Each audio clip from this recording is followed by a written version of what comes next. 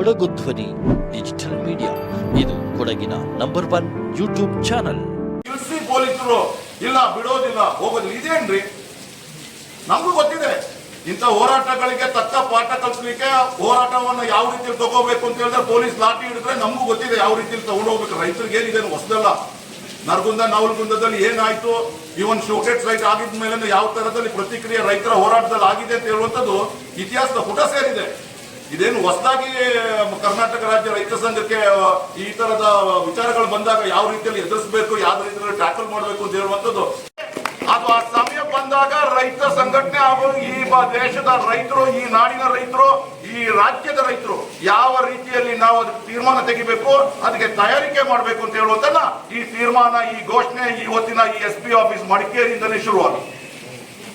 ಖಂಡಿತವಾಗಿ ಇದಕ್ಕೆ ಉತ್ತರ ಪ್ರತಿಯೊಬ್ಬರು ಕೊಡ್ಬೇಕಾಗುತ್ತೆ. ಅದು ಯಾವ ರಾಜಕಾರಣಿ ಆಗಿರಲಿ, ನಮ್ಗೇನು ಅಂತವ್ರು ಇರ್ತಾರೆ, 5 ವರ್ಷದಲ್ಲಿ ಹೋಗ್ತಾರೆ, ಯಾರು ಇಲ್ಲಿ ಊಟ ಹೊಡ್ಕೊಂಡಿರೋದಿಲ್ಲ. ಹಾಗಾಗಿ SP ಮೇಡಮ್ ಅವರು ಸಭೆಯನ್ನ ಉದ್ದೇಶಿಸಿ ರೈತರನ್ನು ಉದ್ದೇಶಿಸಿ ಅವರು ಮಾಡ್ಲಿ. ದಯವಿಟ್ಟು ನಾನು ನಿಮ್ಮನ್ನ ರಿಕ್ವೆಸ್ಟ್ ಮಾಡ್ಕೊಳ್ಳೋದು, ವೆರಿ ಸ್ಟ್ರೈಟ್ ಫಾರ್ವರ್ಡ್ ಆಗಿ ಹೇಳೋದು, ಬಿಂದುಮಣಿ ಮೇಡಮ್ ಅವ್ರಿಗೆ ರಾಜಕಾರಣಿಗಳ ಡೈರೆಕ್ಷನ್ ಇರಲಿ. 5 ವರ್ಷ ಇರ್ತಾರೆ, ಹೋಗ್ತಾರೆ. ರೈತ ಹೋರಾಟ ಇದೆ ಕೊಡಗು ಜಿಲ್ಲೆಯಲ್ಲಿ. ಗುಂಡ್ರಾವ್ ಅವರು ಏನು ಸರ್ಕಾರವನ್ನಿತ್ತು ಅದನ್ನ ಉರುಳಿಸಿರೋದು ರೈತ ಸಂಘದ ಚರಿತ್ರೆಯ ಪುಟಗಳನ್ನ ತಿರುಗಿಸಿ ನೋಡಿದ್ರೆ ನಿಮ್ಗೆ ಗೊತ್ತಾಗುತ್ತೆ. ನವಲಗುಂದ ಬಂಡಾಯ ಹೋರಾಟ ಯಾವ ರೀತಿಯಲ್ಲಿ ಒಂದು ಸರ್ಕಾರನ ಉರುಳಿಸಲಿಕ್ಕೆ ಒಂದು ರೈತ ತೆಗೆದ ತೀರ್ಮಾನ ಬಹಳಷ್ಟು ದೊಡ್ಡ ಒಂದು ದಾಖಲೆ ಆಗಿದೆ. ಇನ್ನು ಅಧಿಕಾರಿಗಳನ್ನ ಟ್ರಾನ್ಸ್ಫರ್ ಮಾಡಿಸುವಂಥದ್ದು, ಅಧಿಕಾರಿಗಳನ್ನ ಯಾವ ರೀತಿಯಲ್ಲಿ ಸರ್ಕಾರ ನಡೆಸ್ಕೊಳ್ತಾರೆ ಅಂತ ಹೇಳುವಂಥದ್ದು ನಿಮ್ಮೆಲ್ಲ ಐ ಪಿ ಎಸ್ ಕ್ಯಾಡರ್ಗಳನ್ನ ನೋಡಿದೀವಿ.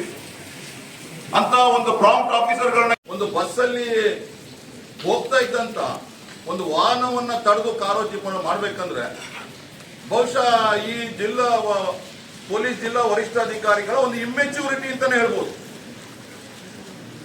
ಅನುಭವದ ಕೊರತೆ. ಬಹಳ ನಮ್ಗೆ ಗೌರವ ಇದೆ, IPS ಕ್ಯಾಡರ್ಗೂ ಗೌರವ ಇದೆ, ಆ ಕುರ್ಚಿಗೂ ಗೌರವ ಇದೆ, ನಿಮ್ಮೆಲ್ಲರ ಪೊಲೀಸ್ ಒಬ್ಬರು ಕಾನ್ಸ್ಟೇಬಲ್ ಇಂದ ಹಿಡಿದು ಇದು ನಿಮ್ಮ ಯೂನಿಫಾರ್ಮ್ಗೂ ಗೌರವ ಇದೆ, ತಮಗೂ ಗೌರವ ಇದೆ. ಯಾಕಂದ್ರೆ ಪಟ್ಟಂತ ಹೋರಾಟಗಳು ಬಹಳಷ್ಟು ಹೆಚ್ಚು ಮಾಡಿದ್ದೀವಿ.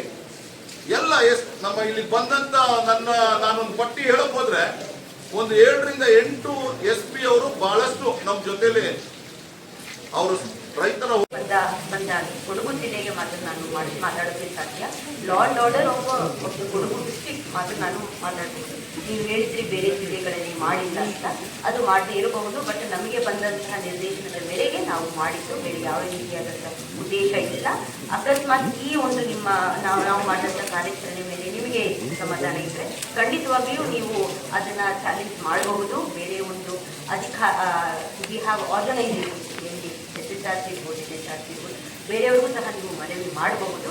ನಾವು ಕ್ರಮಬದ್ಧವಾಗಿ ಮಾಡಿದ್ದು, ಅದರಲ್ಲಿ ಯಾವುದೇ ರೀತಿಯಾದ ಲೋಪದೋಷ ಇಲ್ಲ. ಆ್ಯಂಡ್ ಯಾವುದೇ ಒಂದು ಪ್ರೊಸೀಜರ್ ಮಾಡಿದ್ರು ನಾವು ಡಾಕ್ಯುಮೆಂಟೇಷನ್ ಮಾಡಿದ್ದೀವಿ. ಸೊ ಅದರಲ್ಲಿ ನಿಮಗೆ ಅಸಮಾಧಾನ ಇದ್ದರೆ ನಾವು ಖಂಡಿತವಾಗೂ ನೀವು ಅದನ್ನು ಚಾಲೆಂಜ್ ಮಾಡಿದ್ವಿ, ಸಮುಚಿತ ಮಾರ್ಗದಲ್ಲಿ ಅದನ್ನು ನಾವು ಪ್ರೊಡ್ಯೂಸ್ ಮಾಡ್ತೀವಿ. ಕೇಳಿಸ್ತಿದೆಯಾ? ಇವಾಗ ನೀಡಿದಂಥ ಒಂದು ಪ್ರಶ್ನೆಗೆ ಲಿಖಿತವಾಗಿ ಕೊಡಬೇಕು ಅಂತ ಹೇಳಿದ್ರು. ನಮಗೆ ಲಿಖಿತವಾಗಿಯೇ ನಮಗೊಂದು ಆದೇಶ ಬಂದಿತ್ತು. ಅದರ ಮೇಲೆನೆ ನಾವು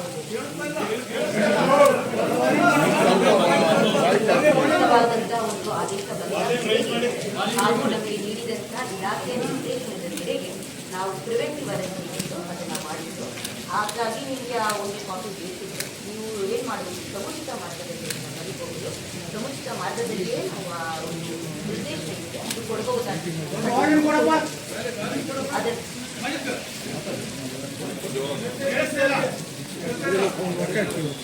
ನಿಮಗೆ ಯಾವ ನಿರ್ದೇಶನದ ಮೇಲೆ ಮಾಡಿದ್ರಿ ಈ ಒಂದು ಪ್ರಿವೆಂಟಿವ್ ಅರೆಸ್ಟ್ ಅಂತ ಕೇಳಿದ್ರೆ, ನಮಗೆ ಒಂದು ಲಿಖಿತವಾದಂತಹ ಒಂದು ಆದೇಶ ಬಂದ ಮೇರೆಗೆ ಮತ್ತು ನಮ್ಮ ಇಲಾಖೆಯ ಒಂದು ನಿರ್ದೇಶನದ ಮೇರೆಗೆ ನಾವು ಒಂದು ಆ ಕಾರ್ಯಾಚರಣೆಯನ್ನು ಅದನ್ನ ಮಾಡಿದ್ವಿ.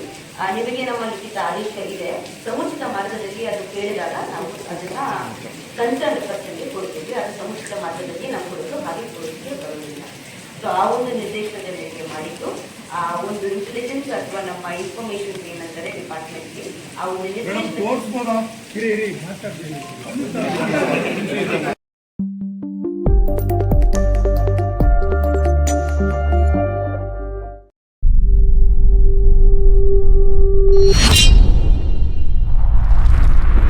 ಕೊಡಗು ಧ್ವನಿ ಡಿಜಿಟಲ್ ಮೀಡಿಯಾ ಇದು ಕೊಡಗಿನ ನಂಬರ್ 1 ಯೂಟ್ಯೂಬ್ ಚಾನಲ್.